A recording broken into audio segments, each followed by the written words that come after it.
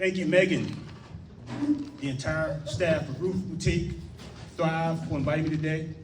I really appreciate you being here. I'm honored to be in your presence. My name is Damon Carr. As she mentioned, I'm a money coach, a tax professional, and a personal finance columnist. I was born and raised in Youngstown, Ohio. I'm a graduate of the Rand High School.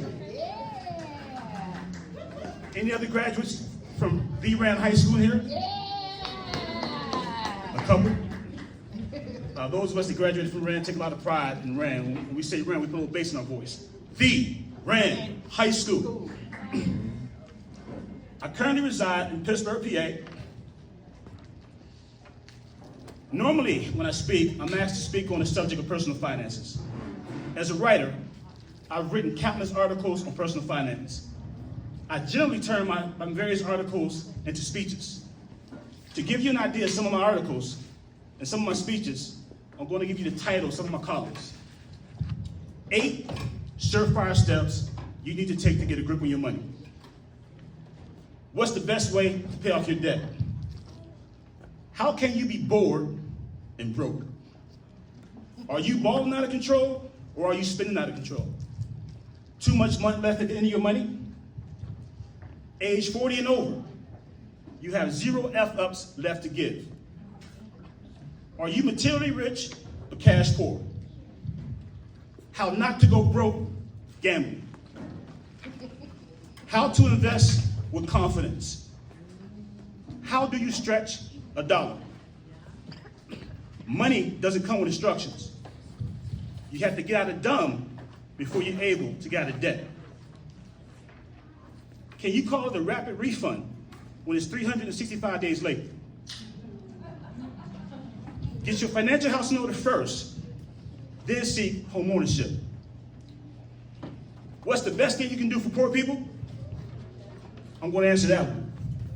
The best thing you can do for poor people is not be one of them.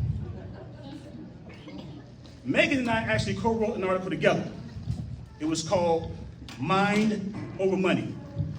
In that article, we've concluded that a mind is a terrible thing to waste, so is money. As you can see from the various titles of my articles, I'm very direct. I keep it 100. I want you to understand that some of my views are different from the norm. Let me give you an example. You guys familiar with the R&B group Jodeci? They had this song. The song went like this. Take my money, my house and my car. I don't sing that part. Don't make sense to me. This talk is going to be a little different. Megan wanted me to pull back the curtain and sort of unveil how I went from being broke to actually having a decent living. Although I'm going to use my life experiences to make various points, I want you to use my life as a lesson for yourself, your children, and your loved ones. My topic today is called Ashy to Classy. What is ashy to classy? Ashy to classy is a phrase made popular by the late great rapper Biggie Smalls. Ashy to classy means going from being broke and not being able to afford nice things to earning a decent living and maintaining a decent standard of living for you and your family. I'm going to share the mindset and action steps it took me, this little project boy, from going from a household that made approximately $8,000 a year from birth till I was 19 years old, to get to a point where I was earning $8,000 to broker one deal. Now, I'm from Youngstown. You know, when you talk to a group from Youngstown, Girard, Liberty, et cetera, you got to come with receipts. I got the receipts. These are copies of checks where deals are brokered, earning upwards of $8,000. Here, you guys can pass them around. Here you go. Just to let you know, say fluff. I'm being honest with you. And I'm not trying to impress you with the checks. I'm just trying to impress upon you that if you put your mind to it, you can do pretty much anything you want to do. Now, coming up in an impoverished community, I know what it's like to be poor. I know what it's like to have the light bills cut off. I know what it's like to have the gas cut off. I know what it's like not to know where your next meal is coming from. I know what it's like the community that's plagued with drugs and gun violence. Several friends and family members who became drug dealers and or drug addicts.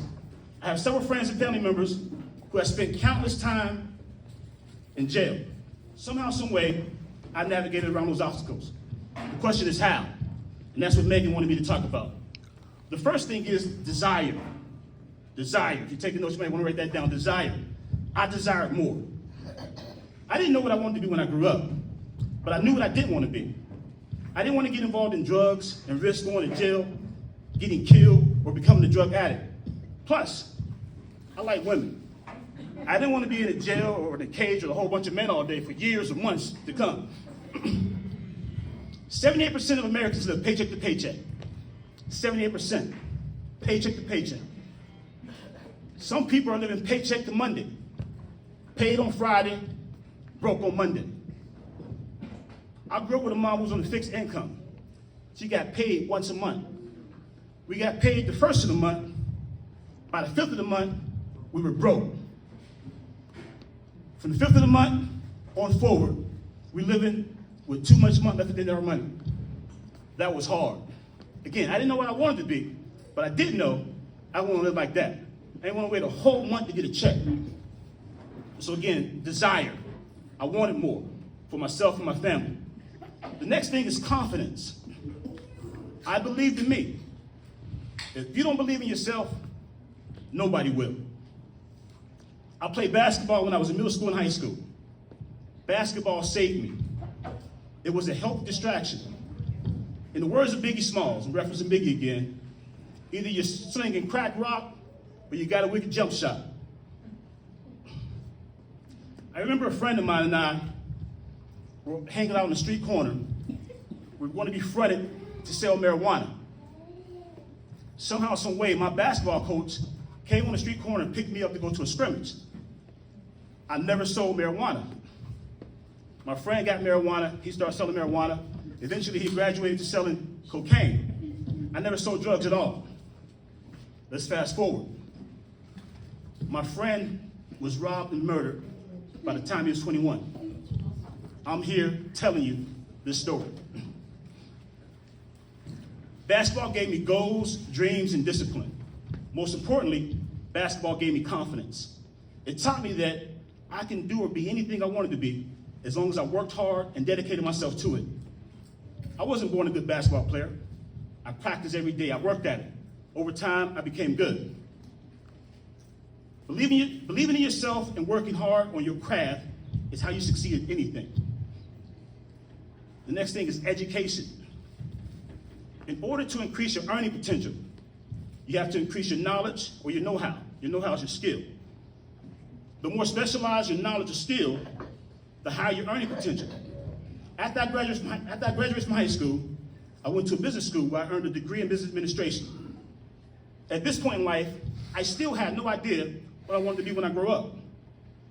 I recall something Mrs. Furtado, my 8th grade math teacher, told me when I was in 8th grade. She said, "You're good at math.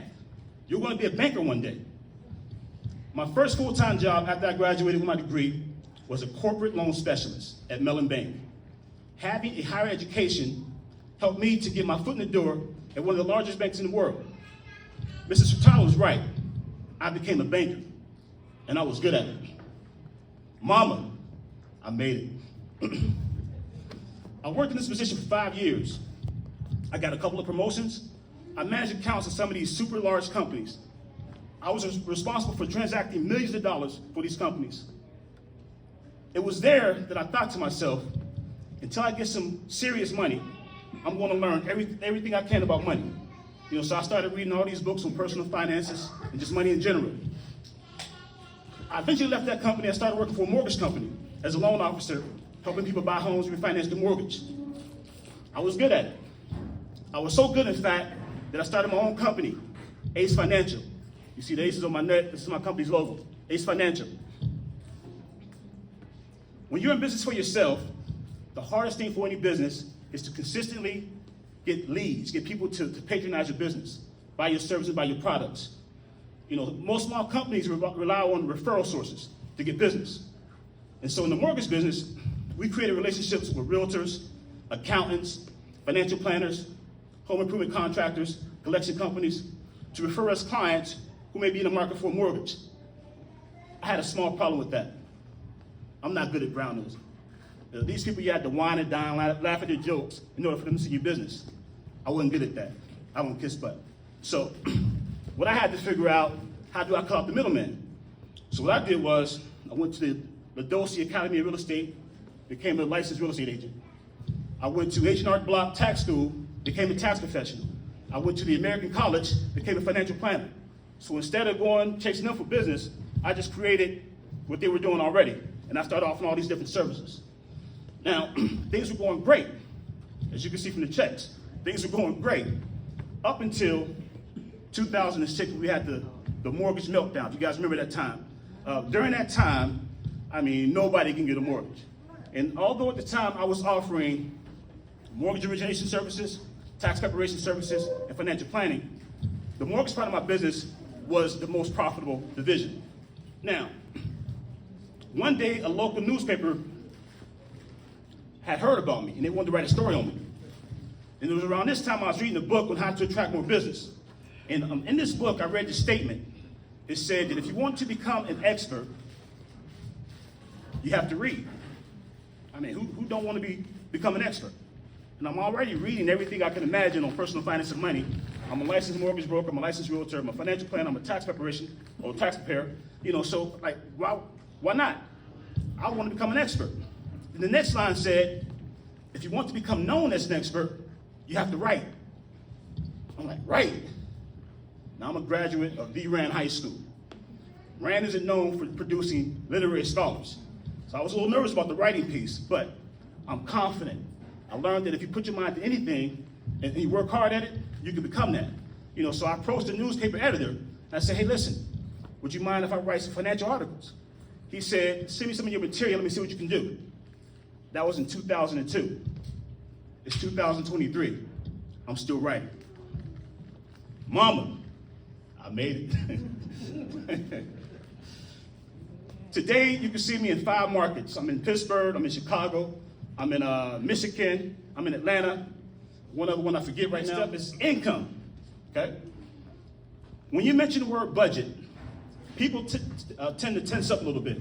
People tend to think that a budget confines and restricts you from doing what you want to do. I'll admit, when you're talking about money, you are confined and restricted, but it has nothing to do with the budget. What confines and restricts you as it relates to money is your income. If you want to spend more, save more, have more, invest more without changing your lifestyle, you simply need to earn more. And as I pointed out earlier, the way you earn more is to continue to increase your knowledge and your know-how to make yourself more marketable. Our parents tell us money doesn't grow on trees. But where does it come from? Anybody know? Where does money come from? There you go. My uncle said, work. Hardest man I know, actually. Work creates money.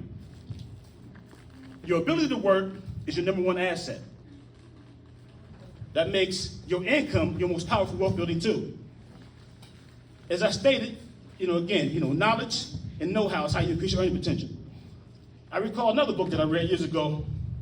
The author in this particular book said, every time the mailman comes to his house, he leaves a bill for him. Can anybody relate to that? Every time the mailman comes, he drops off a bill? You guys can relate? Well, he made it a goal. He said, every time the mailman comes, he wants them to leave a check for him.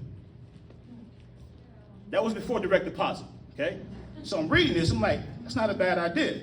I didn't live the life where I'm waiting month to month. I'd like to have a check every time the mailman comes. Now, the longest I ever went getting a check every day in the mail was 7 days. Boy, those 7 days I was doing a happy dance. I was like, yeah, I got some money.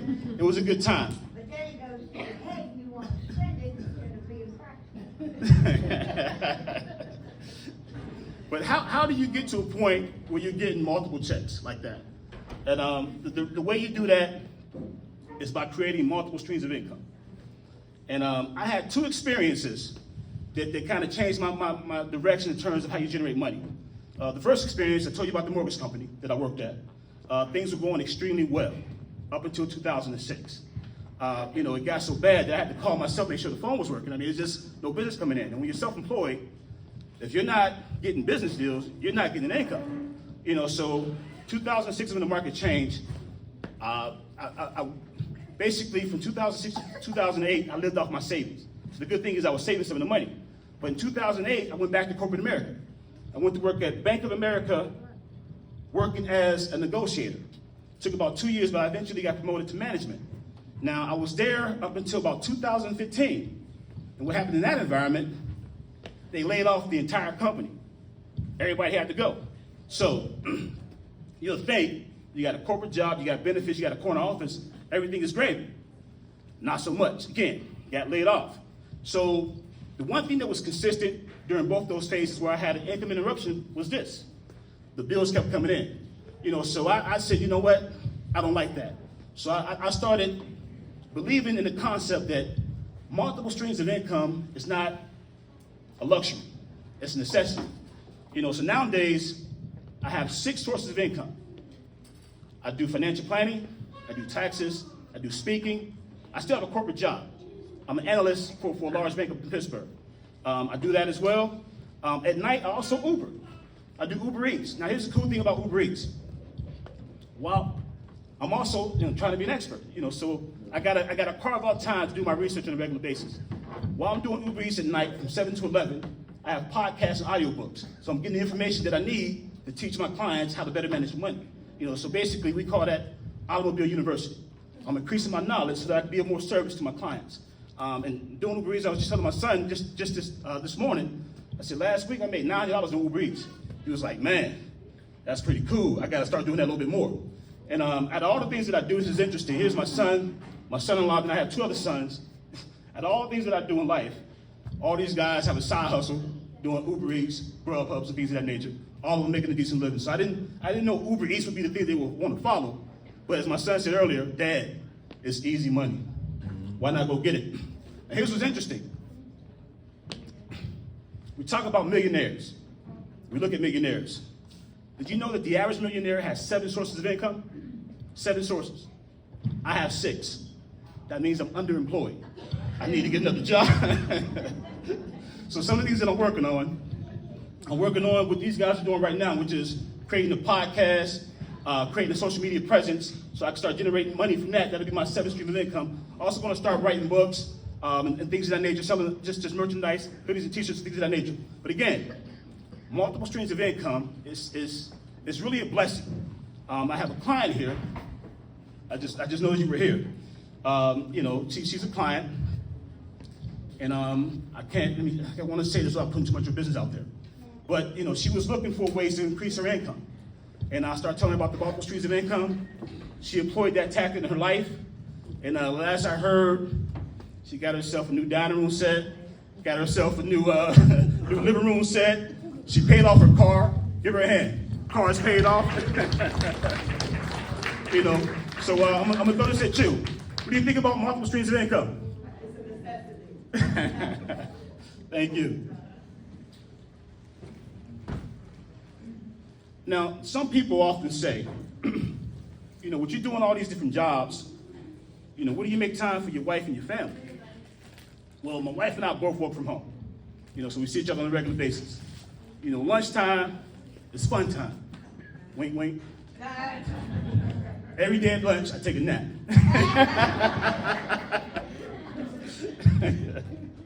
we're old now. Now, here's an unfortunate fact of life. Very unfortunate. Regardless of what your goals are in life, getting there is hard. It's very hard to accomplish your goals. No question about that. But what's even harder is maintaining that status. Once you get there is one thing. Now you got to maintain it. Let me give you an example. My daughter had 2 of her kids in the audience. It was fun making those babies, wasn't it? It ain't so fun taking care of them. Some of you guys may be homeowners. It was fun. It was nice to become a homeowner, right? But maintaining that property, paying the taxes on the property, just doing the upkeep on the property, it's hard. So maintenance is really the real grind. My first 4 pillars was dealing with, how to go from ashy to classy. The next pillars I'm going to talk about is how do you stay in that? How do you maintain that? Okay? I want to share a story with you. I read this in the paper about 10 years ago. It's a lady by the name of Marilyn Devine. It's a Pittsburgh story. I wrote about it. The lady, the article was titled, How to Avoid Robbing a Bank at the Ripe Old Age of 76. I'm reading this paper, right, and it shares a story about this lady who walked up to the teller holding a gun and said, "Give me all your money." And as I'm reading this story, I'll be honest with you, I didn't know whether to laugh or cry. I'm going to be honest. I laughed. Let me explain why. Not at the seriousness of the situation, but I just couldn't imagine a 76-year-old lady wobbling down the aisle, toting a gun, saying, "This is just stick up.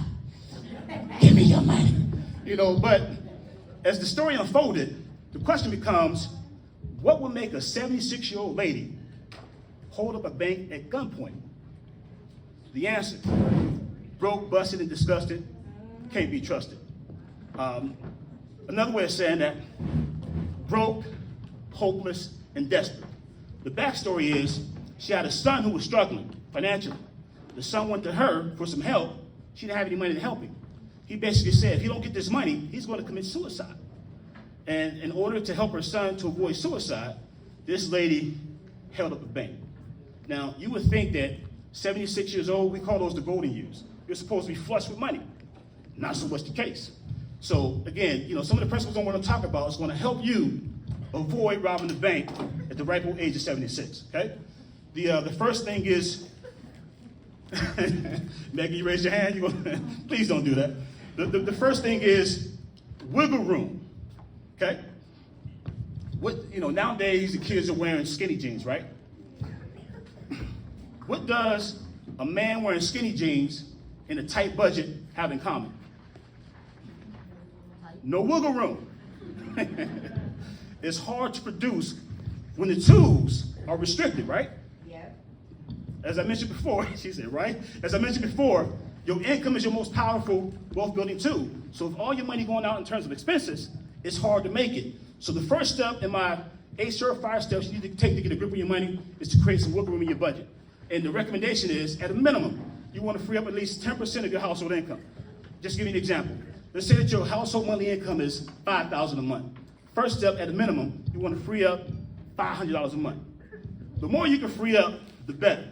The reason why she was able to buy her couch and dining room set and pay off her car is because she increased her wiggle room, her margin between her income expenses, exponentially.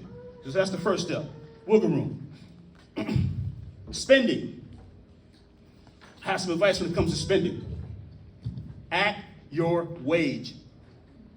Too often we live above our means. When you're at your wage, you're living within your means. Stop trying to impress people. A lot of things we do in life, we do it to get a compliment. You go boy, you go girl, it's a nice car, nice house, nice shoes. The question I have before you is this: how much have you paid for a compliment? It ain't worth it, is it? There are 4 things you can do with money. You can spend it, we all know how to do that.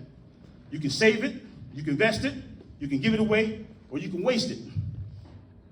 Most people easily blow through $10,000 a year on miscellaneous spending. Some of them go through it in a day. And I'm about to break that down for you, so good segue. If you spend just $27.50 a day, $27.50 a day on miscellaneous spending, that amounts to $10,000 a year. Anybody have a calculator handy? Do the math with me. I'll go to my client. Can you pull out your phone real quick? $27.50 a day. That's what you play in numbers, yes. $27.50 a day times 365 days in a year. What does that equal? It's $10,000 you blow through on miscellaneous spending. So I'm about to get in your business. Cigarettes, alcohol, weed, lottery, bingo, dining out. Now, dining out was my budget buster. I got the gut to prove it. Dining out, $27.50 a day, blown easily. Okay. So if you want to increase the wiggle room in your budget, know that you're paying high prices for your vices. You know, things that we're doing that we know are bad with money, we call those vices. And me dining out was a problem. And I haven't been dining out. I lost maybe like 5 pounds. I'm proud of that 5 pounds. But dining out saved me money. Is also helping my waistline a little bit. So see me in about a year. I hope to be a little slimmer. Saving money is a cornerstone of sound money management. Saving money is how you build your money muscles. Saving money is how you create financial stability, financial security, financial independence, and financial peace. I'm going to challenge all you guys today to a savings challenge, okay? If you get paid once a month, I'm going to ask that you decide on the dollar amount. It could be $5, it could be $10, it could be $100. Whatever that number is, I want you to say, you know what? From this day forward, every time I get paid, I want to set aside $5 and put it in an envelope. I want to take that envelope and put it in the shoebox, okay? I had another client who did this challenge, and she decided to do $100 a week. She was paid every week, something to that effect. Long story short, she did it at the beginning of the year in January. And it was last year, you know, because at first she told me about the challenge, I wasn't impressed. I'm like, oh, it's a good thing you're saving, good job. But then she sent me a picture. It was a pile of money stacked up, $100 on top of $100. And I said, how much is that? $5,200 she had saved. Every paycheck, just setting aside $100 a paycheck. And again, pick your number. It could be $25, it could be $10, it could be whatever you want it to be. But pick it, because that's how you increase your saving muscles. And, you know, basically one of the things that she decided to do with that money was take her a vacation. So she had a fun vacation. And that's how you build financial stability. So you want to exercise your saving muscles, okay? Investing. Now, saving money is how you build financial stability. Investing money is how you build wealth. You know, investing is a long-term game. We were just talking about that a second ago. Right now, the market is down. Everybody's portfolio is down. Let me ask you guys a question. Apple iPhone. If Apple, that phone right there cost me about $1,500 my son is holding. If that phone was on sale for $500, would you buy it? Anybody? I'm going to buy it. If I can get a $1,500 phone for $500, I'm going to buy it. Well, we're concerned about the stock market right now. Right now, Apple stock is being sold at a discount. You'll buy the product, but not the stock. The trick when it comes to investing is buy low, sell high, right? Like right now, the stock market is basically on sale. You know, we talked about this thing that we call it dollar cost averaging. And dollar cost averaging is you guys have a 401k plan with your job. Every pay they take out money out of your paycheck for your investments. That's called dollar cost averaging. Doesn't matter what the market is doing. Every paycheck they take money out for your investment. That's dollar cost averaging. And what dollar cost averaging does is it balances out your investments. When the market is low like it is right now, you're buying more shares. When the market is high, you're buying a lot less shares. It's called dollar cost averaging. I want to share a story with you by a guy by the name of Earl. One of the most touching stories that I heard. Now, Earl is a parking attendant. He never made more than $12 an hour. Never. He never made more than $20,000 in a year. Parking attendant. He has 3 kids. Put them all through private school. They're all doing well now. Let's go 30 years later. Earl has a paid-for house. He has no debt. And he has an investment portfolio that's worth about $500,000. How in the hell did Earl make it $12 an hour, $20,000 a year, amass that wealth? Well, he was a parking attendant at a district that was a financial market. The people cars he was parking were stockbrokers. So Earl was picking their brain. He was trying to learn, you know, hey, how you guys get all this? And they were teaching him. And Earl employed some of the teachings. He began to invest. He began to learn about investing. And 30 years later again, Earl has $500,000 investable assets. Plus he has a paid-for house. Plus he has no debt. Who wants to be like Earl? Raise your hand. If Earl can do it on $12 an hour, $20,000 a year, we all can do it. Now, I see this young man over here, another young man back there. Listen, guys, my children, are you listening to me? You guys are young. You got a good 30 years before retirement or more. You guys are young. If you start now, it's easy. Quick math. If you invest $500 a month, every month for 30 years, you guys have 30 years.